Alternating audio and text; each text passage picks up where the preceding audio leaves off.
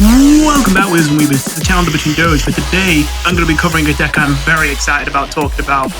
Perseverance Trashy. It's a little bit hard to say where this deck fits in, but probably some kind of control-y mid-range? It can certainly play aggressively at times, but for the most part I would say it's mid-range leaning slightly into control. And this is a deck that I've wanted to do for a while, but essentially I just put it off for a long time. Ever since Trashy was added back when the first set of Deltarune Chapter 2 cards came, I wanted to make a deck like this. But the pieces just weren't there when it first released, at least not to make it consistent. But now here we are a couple months later, now having Proceed as well as a new Perseverance rework, and I'd say we have the pieces we need. Hey, this has been recorded later, but just a quick disclaimer.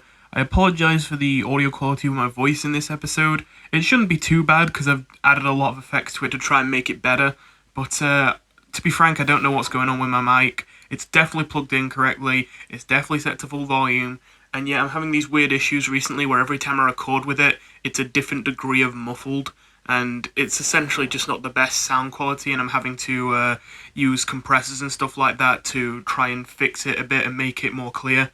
It's not too bad after I put some effects on it, but it's definitely not as good as it's been in some other videos. I apologise about that, I'll try and get it sorted, but to be frank, I've spent quite a few hours now trying to figure out what it could be, and I still have no idea why sometimes the quality is just much lower than normal. If any of you have any idea why this might be happening, then please let me know. Honestly though, I have to admit, I'm a little frustrated I didn't try this deck earlier, because although I still built this deck list myself, I essentially copied this idea from someone else. I already had the idea to make a Trashy deck, but I wasn't sure exactly how I wanted to do it, and it hadn't really clicked in my head how the new Perseverance rework really enables it to work well with Perseverance. And while I was trying another deck, I just so happened to go against someone who is running this kind of deck, and as soon as I saw it, I was like, wait, I need to do that. It kind of feels bad because I like to be very original with my deck ideas, and I mean, technically I've copied this from someone else, but I let myself have this one because I did have the idea before them. I just didn't actually make it before them. No, but seriously, respect to this guy for seeing the same potential in Trashy that I did. Also, he kicked my ass with this deck. This is a great way to utilize Perseverance as passive. With the last change to it that made it so that instead of having any kind of poison effect or weakening effect, it simply meant that when you killed that monster, its killer or a random target, if it can't be found, would be given +1/+1. This seemed to make Perseverance much weaker, and I did have a bit of a worry of this seems like a very board-focused effect on a soul that seems to be more catered towards being very control-heavy, and I wasn't sure that these two things would combine well. This deck, though, mostly controls the board through its units, using spells or haste to get them to attack immediately. This makes Perseverance board buffs way more useful, especially because if you attack into a monster that has KR with a monster that only has 2 attack and so shouldn't get the veteran buff, if they then get the +1/+1 from the KR and get their attack set to 3, it also will give them the veteran buff afterwards, so you can trigger veteran on 2 attack monsters as long as the thing they're attacking into and killing has KR, and that's what I need. You see, the main roadblock that stopped me from just diving straight into making a Trashy deck was, how do I get this thing to go? At its base, Trashy is very unimpressive. It's only once you can start buffing him that he really takes off. But there's not that many ways to constantly buff something multiple times in Undercards. Veteran seemed the best option to me straight away, but the problem was that Trashy could not get the buff from Veteran until he got at least 1 attack buff. And that seemed like it wasn't going to be very feasible to me to get to happen consistently. It might not be too hard to come across at least 1 attack buff that gives just +1 attack at the very least. But to get access to those multiple times, while also getting access to them at the same time you get Trashy on the board, it's really unreliable. Noodles helps a lot with this, but Noodles can only go so far. You only get 2 copies of them. So if they kill 2 Trashies, you can't get your 3rd one off the ground. And again, it's not that hard for your opponent to have 2 silence or 2 kills. This new Perseverance passive really was the last piece of the puzzle to make this deck work, because now you don't need any more cards. You just need the right situation. And this deck has a lot of cards that help you take advantage of whenever the right situation pops up, and turn a lot of situations that look like they won't go in your favor into sudden swings where you take control of the board. So let me clarify some things for anyone who might be a bit confused at the moment. If you're less experienced with card games, or even maybe experienced with card games but not with Undercards specifically, you might be confused why we're so desperate to buff up this one card, Trashy. It doesn't seem to have any overt benefit for having more stats. Well, it's simply for the ability for it to attack into anything without taking any damage back. It's very easy to underrate that effect. Essentially what that means is once you've developed this onto the board, in a situation where your opponent can't instantly deal with it, and once you've buffed it up enough that it's capable of killing most things in one hit, it's basically impossible for your opponent to win from there unless they just top deck a silence or top deck a kill for it. Anything they play will be instantly killed the turn they play it, will make the Trashy grow, and on top of that, not even deal any damage to the Trashy in the process. This might not sound like a significant effect at first. Honestly, if I was trying to convince my past self of this, I'm not sure if I would have been successful. But having experience dealing with pre-nerf Everyman, the Amalgamate that used to have this similar ability to be invulnerable while attacking, yes, if you got this down at the right time on the board, it was essentially impossible to win the game from there again, unless you just top deck silence or a kill spell. Not to mention, it's certainly the least important thing about Trashy, but they do also have more attack during the enemy turn, so even if they attack into Trashy, they're taking extra damage for doing it. And they're kind of forced to, because that's the only time they're able to actually damage them. Believe it or not, it is actually so important to get a Trashy down and get it buffed with this deck. It's actually so powerful that yes, that is not a mistake. That is definitely the right play. That I have... That door!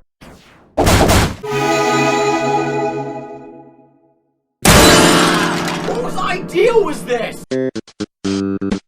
I have 3 great doors in this deck, and the only thing they can pull is Trashy. It's pretty common that one of them is going to break. It's pretty common that you won't get to play all 3 and have them all pull a card from your deck. But it's worth it. Just for that consistency. Not even run 2 great doors just so you don't get that 3rd one getting bricked a lot of the time. No, you want 3 to maximize that consistency. And with that said, it is possible to unbrick these doors with some other cards in the deck that allow you to actually pull things besides Trashy, or help if you get a Trashy in your hand when you would rather have it in your deck to pull with the door. With that being said, the reason why I'm using Great Door is mostly not even for tempo, although it is good tempo, and that's a nice little side product considering this deck really cares about board presence. The main reason I'm running it is just it seems like the only good way to pull out a Trashy so you can consistently get one. Same issue as Librarian with the last deck. There's almost no options in the game to allow me to tutor a 4-cost rare. It's such a middling cost that I can't really do any kind of lowest cost or highest cost tutors. It's a rare, so it's not rare enough for me to pull with Throne. It's not going to be generated, so I can't use the Spade Throne. Essentially, I either have to run a deck with no other rares, which considering how many rares are in this deck, doesn't seem very feasible. So there's Library Sign out the window. And that leaves only Great Door. Speaking of Great Doors, if you do brick one, there is something you can do to save it. I'm also running 2 copies of Malleus in the deck. That's essentially just because Nat Malleus is a big 6/6/7. Good stats, really good body to be able to put those buffs onto. But it also has the added benefit that I have 2 little extra synergies with it. And one of them is that it can put Trashies back into my deck if I draw the last Trashy in my deck when I have the other Great Door in my hand. And so it won't pull anything unless I put the Trashy back in the deck. The other use is a very small one, but it is a benefit. You can double trigger turbos with it. There's only 1 turbo in the deck and it's not particularly important, but the Ice Wolves in the deck do get +1 health every time you draw them. So if you were wanting to put a card back from your hand, you probably want to put an Ice Wolf back so that it gets that little extra bit of health. Speaking of which, we're running Ice Wolves for basically the same reason. Big stats, and Proceed, which we'll get to in a moment, is a spell you're mostly going to be playing on your own monsters, which will silence them. And we'd actually like to silence the Ice Wolves because, you know, they will give the opponent an ice when they die if we don't silence them. So what we've listed so far is pretty good. The one problem is a lot of this board control heavily relies on us actually having units on the board ready to attack in the first place already. That is not always going to be the case. So in a good deck, we also are going to need to add some extra little things to compensate from when we don't have the lead on the board and can't use that to delete enemy monsters. And the solution to that problem comes in 2 forms. One being Proceed, which is a very, very fun spell in this deck. Proceed is a relatively new card with a very interesting effect. You pay 2 to silence the target and then force it to attack every single monster that is considered an enemy to it. That might sound like strange wording, but it's worded like that because you can target enemies with it as well. If you target an ally, it will attack every enemy. If you target an enemy, it will attack every ally. Whatever is the enemy to that monster. That being said, in this deck, you will almost exclusively be using this card on your own monsters. You will only really be using this card on enemy monsters if you desperately need a silence. Aside from the silence on the Ice Wolf, for the most part the self-silence isn't ideal. but it's definitely worth the upside. Not only does allowing it to attack every monster on the board instantly without having to use a turn to get ready, very good for maintaining board control, but with the Veteran artifact and Perseverance's passive combined, for every kill, the monster will be getting +2/+1. This means this can be used as a tool to simultaneously kill every single monster on the board while developing something huge onto the board that is threatening to kill your opponent next turn. And that's why I find this deck so fun, because essentially, this is why it's hard to say the pace of this deck, whether it's aggressive, whether it's controlly, whether it's mid-range, because this deck mostly relies on just swinging the board as hard as possible in one turn and hoping that your opponent doesn't have the tools to counter it. And often they will, which is why this deck wasn't really a good idea before, but now that we have more cards, we can do these swings multiple times in one game, and they won't have a solution every single time. So that is the main strength of this deck, the fact that you are both using unit attacks to control the board, but also actually grow your units, means that you can very often make plays that simultaneously remove all threats from the board and then force your opponent to deal with a massive threat that's going to kill them in a couple turns if they don't deal with it, with nothing ready on the board to attack it. They have to use whatever valuable instant removal spells they have, and they won't have an infinite supply of them. Speaking of which, I mentioned there were two options that help us get back on the board when we fall behind. The other one is Cauldron, and man, it's nice to see Cauldron doing so well in a deck. I really thought when I first saw this card that as cool as it seemed, this would just be too clunky to use. It's good stats for the cost, it's a good effect, but just it seemed like so expensive and such a commitment that I imagine it wouldn't be a very competitive card. And I mean, it hasn't been so far, but in this deck, oh boy is it useful.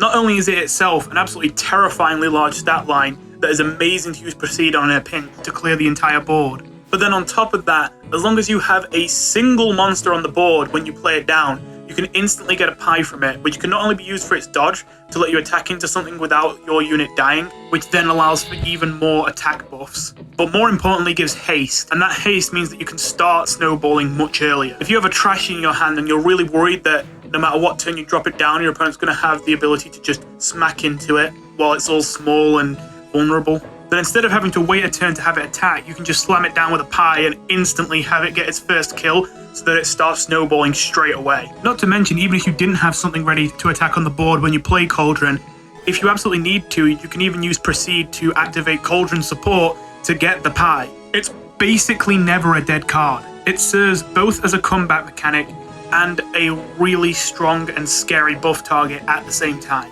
Then I started to realize how crazy it was that I never even considered this would turn out to be a Perseverance deck beforehand, because I started to realize how amazing both Siphoning and Worm Infusion were in this deck. Siphoning made sense, that's basically always been a good card even after the nerf.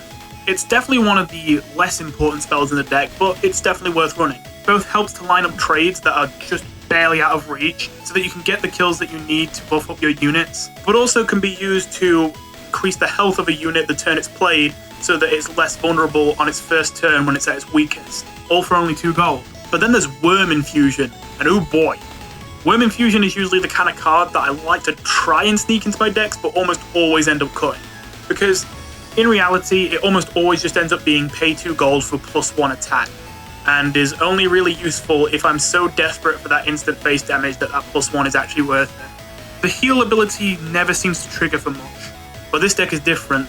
The fact that this deck basically always gives you the ability to instantly smack things in, and all of your units have relatively large health pools, which allows them to take a beating without dying, and then heal all the health back. Especially with the help of the attack buffs from Veteran, you often have a high enough attack value to max heal your units. I think this is the first deck I've played really where Worm Infusion really pays off and actually feels like a big value play, instead of a desperate, I just really want to kill you right now, please. The only spell that might be potentially weak in this deck is Pollutant Gas. It gives us some board control, and just like Siphoning, it helps to line up trades that aren't quite there, but mostly I was running it for the ability to give even more targets KR. What I found in my games though is often this was overkill. So it's possible the best version of this deck cuts these cards. I'm still keeping them in at the moment though, because I think that these are kind of needed for contamination. I could be completely wrong though, or it could just be that you just run 1 copy of these. As well as that, honestly, I'm not actually sure what else to put besides this. Basically, aside from this card, every card in this deck is pretty damn good. They all fit together pretty well. So although the fact this card isn't as impressive as the others makes it seem like a cut, I'm kind of not sure what you put in its place. You don't really need Silence. And on the off chance you actually find something not big enough to kill with just Proceed on an Ice Wolf, you then have the option to use Contamination to kill it. And I don't think that's a bad thing that's only one card in the deck, considering that it's going to be really rare for that situation to pop up. Not much can survive getting smacked into by a giant Ice Wolf. A lot of the only other cards I could see taking its place are the kind of cards which they do work, but they really change the direction of the deck. For example, Snow. We do have the ability to kill lots of monsters in this deck, so technically Snow seems like a good fit, but then we're kind of forced to go in a more control-y route. And I think that it's good that this deck can really choose what pace it wants to play at, considering the fact it's able to swing at just about any point in the game. The later it goes, the worse it gets, but the later it goes, the more consistent it gets.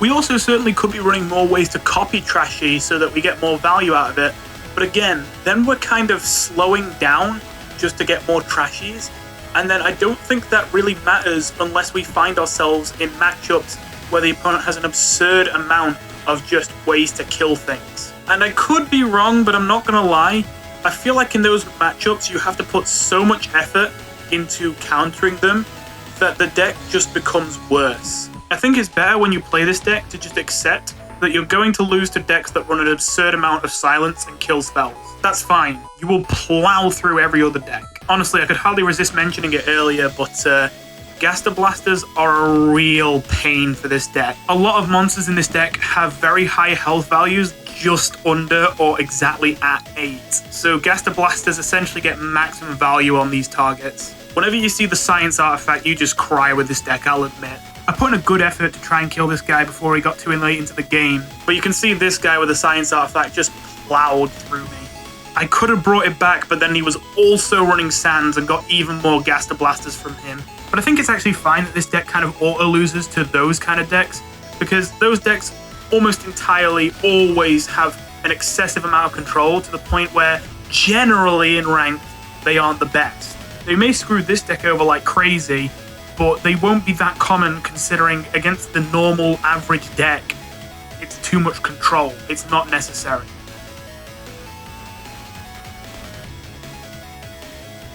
Oh my god, I just remembered I didn't even mention Contamination yet. Well, I brought it up, but I didn't actually properly cover it. Well, it's just kind of what you think. Contamination, good. It's the one-sided board clear that only costs 8 and the only condition is getting KR on things. And we have enough ways to give things KR. And it also simultaneously buffs my units. Like, what more could you want? I really did want to run 2 copies of this. It's quite a strong card. And to be fair, I never really tried it. But the reason why I decided not to try 2 copies is because I think that then I'm banking on too much. At the end of the day, this isn't really a full-on control deck. I don't think it wins in the ultra late game. And while I'm sure you can get a lot of value from getting a full board cleared 2 times in one game, at the same time, all the effort it would take to set that up could probably just be put into getting a big Trashy on the board, which could probably win the game faster. And honestly, probably more often, because since it would kill the opponent faster, it gives them less time to do something about it. That being said, if you find a card that you would like to cut from this deck, like for instance the Toxic Gas Clouds, then go ahead and maybe try a second copy of this. It's definitely a very strong card. Well then, that only leaves us with the legendaries. 2 of them. But neither of them are that important, so if you're kind of a budgety player and you're looking at this deck a little worried, don't worry, you don't really need either of these legendaries to play the deck. They're both probably some of the least important cards in the deck actually. Alphys is in here just because she herself has decent stats, isn't that expensive, and also has the ability to give you Royal Perseverance, a free spell which will deal 1 damage to all monsters under KR and then give every single monster KR. The main use of this is I thought I might struggle to activate Contamination in this deck, and so I'd want to combo it with Alphys' Royal Perseverance to fully clear boards. While that is a strong combo, what I found was that I usually had enough KR without the Royal Perseverance, so it might even be that Alphys is a cut, but again, I don't know what else I'd put in, and it's not like Alphys is just doing bad or anything, it's just kind of overkill. So I don't know, if you can think of a very good card to take Alphys' place, then go ahead. The other card is a little bit more important, but still definitely not needed, and that's Ralsei. Simply put, Ralsei gives you another Trashy if you have one in your hand, which also helps compensate for having one in your hand, because that's generally a bad thing, because that means one of your doors is brick. Now you may be like, wait, why Ralsei? You have so many copy mechanics, and you're only running 1, and it's Ralsei. Well actually, Ralsei is a very good copy mechanic here. See, most copy mechanics copy to hand, which makes them bad for tempo, and this is a deck that really cares about tempo. It just makes them good for late game value. And this deck doesn't mind going kinda late game depending on the matchup, but it really shouldn't go late game. This means that Ralsei is actually the best copy option I feel for this deck, because it's actually not bad stats. Just completely ignoring the ability itself, Ralsei is an 8 cost 8/7, which isn't terrible stats. Then add Trashy's ability onto this, and add on the fact that the +1 attack to Trashy, again, makes it even easier to cause your Trashy made by Ralsei to snowball, and I think that Ralsei is quite a solid pick for this deck. That being said, again, if you're a budget player, then go ahead and try and replace Ralsei with some other kind of copy mechanic, or maybe you'll even decide that your version of the deck doesn't need any copy mechanics. If it wasn't already clear enough, the artifacts for this deck are Veteran and Noodles. I've already mentioned Veteran quite a few times, we need it to grow our units. Noodles is not a must, but I mean, what else are you going to run? This is a deck that deeply cares about buffs and also likes to give the units a head start to increase their chances of survival. And Noodles is already like one of the best artifacts in the game, so like, I don't know what else you run. Noodles is replaceable, but it just seems like there's nothing better than it. So yeah, kind of a no-brainer, just Veteran Noodles. And with that, we've covered the whole deck, although one last thing I'd like to add as a disclaimer, maybe a bit late, but whatever. If it wasn't already clear, despite this being a deck that is very heavily built around both Trashy and Proceed, you should not use Proceed on Trashy. That will silence it, removing its ability and all its buffs, so that it will only deal 2 damage, while also hurting itself. Essentially, we're just running both of them because they both do work well with the idea of this deck of using units for board control instead of spells and just running cards that can compensate for when you fall behind and having them snowball. It's just unfortunate that they themselves have anti-synergy with each other and aren't good to use together. That being said, this anti-synergy often doesn't matter that much. Unless you have a hand of nothing but Proceeds and Trashies, you should be good. When playing this deck, I would say that the mulligan is actually pretty important. First of all, I would say that you would like to lean towards more mulliganing, because you want to find your Trashies as early as possible. Unless you already have a Trashy in your hand or a door to pull a Trashy, you should probably mulligan at least 1 card, unless the starting new hand you have is like really good. That being said, if you have a lot of Trashies in your hand, then I would actually recommend to mulligan at least 1. Although it isn't the end of the world if you brick your doors, you would rather, well, not brick your doors. So, while if you have only 1 Trashy in your hand, I wouldn't recommend trading it away, if you have a starting hand of 2 Trashies and no doors, I would recommend mulliganing one of those Trashies so that your doors are going to be less bricked. Aside from that, your 6 drops are all generally good keeps for your starting hand, because if you're in a situation where you either don't have a Trashy or if you play it, it's very likely to die, you'd much rather start with a 6 drop. They have good stats, they're just good on the board, they're a threat for your opponent to deal with.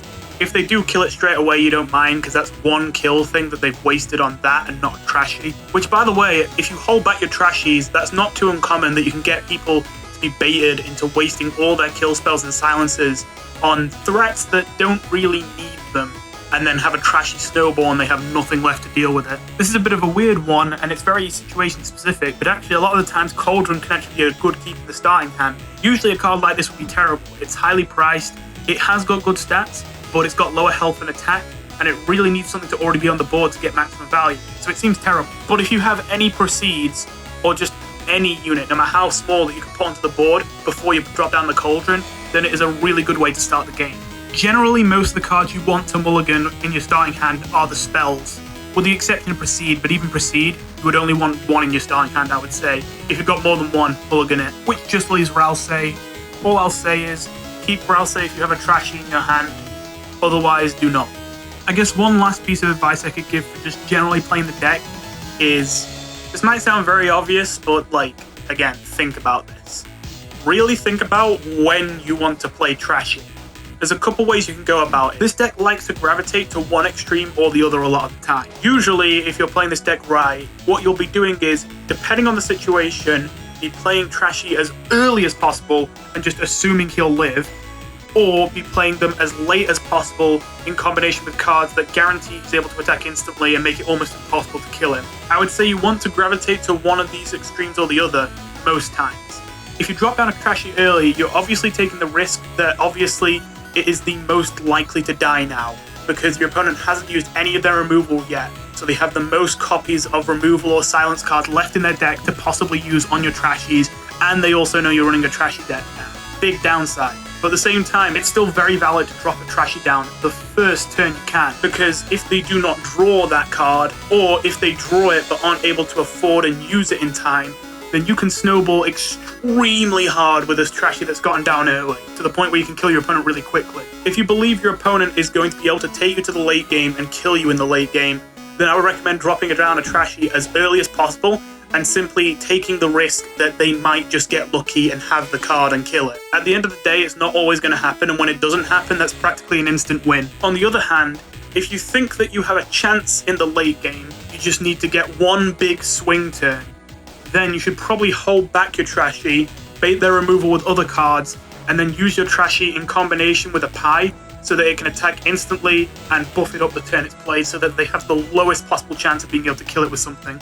Again, generally I wouldn't recommend in most situations going for a middling play of, oh, I'll play it like kind of early with like a single buff on it so it's a little bit more likely to live, because then I think what will happen is you'll either find that they didn't have the kill spell, but you then didn't get the kill on your opponent fast enough because of the fact that you waited to play it, or they did have the kill spell and you just kind of wasted your buff. And they'll almost certainly be able to afford it because of the fact you waited. Again, this is why I find this deck really fun. You're essentially constantly able to make a comeback because you're constantly having periods of, okay, I'm going to do really bad this turn, but then next turn I'm going to have a massive swing, but then I might do really bad the next turn, but then I'm going to have another massive swing. This deck is so hard to kind of predict what turn everything's going to end on. Kind of both for you and your opponent. Thanks for watching. If you enjoyed that, then you might be quite interested in the fact that on my Discord server, we're going to be holding an Undercards tournament. It's the first one we've held, so at the moment it's looking to be an 8-person tournament. However, if we get more people, it could become a 16-person tournament. Everyone's welcome, so if you're interested, come join the Discord and come join the tournament. And yes, I will be making a video on this, so you can get in one of my videos this way. At the time of me recording this, we currently have 10 people up to play. And depending which time is more convenient for everyone, it's either going to be on Saturday or on Sunday next week at 6 PM GMT. If a tournament sounds like a bit too much pressure, that's fine. You could still join the Discord server and potentially have some games with me on Undercards that I might actually use in a video. Oh yeah, speaking of which, I kind of did some viewer games already with this deck, and I kind of didn't use them in the video. Yeah, sorry about that. I usually would, but I had a problem I don't usually have. For once, I actually kind of got too much footage. I was thinking I might just add the viewer games onto the end. It felt like a good ending segment, but I didn't have anything more to say, and it felt really empty just playing those games with no commentary. I still do want to use those games, so if you are one of the people who got one of those viewer games, don't worry, I'm not going to cheat you out of it. I'm probably going to still use it in a video at some point. I might do a bonus video on this since I have a little bit too much footage. It's probably best that I don't make this video any longer for now, though. Thank you for watching. I hope you enjoyed, I hope you'll subscribe, and I hope I'll see you in the Discord server for the tournament. Bye bye.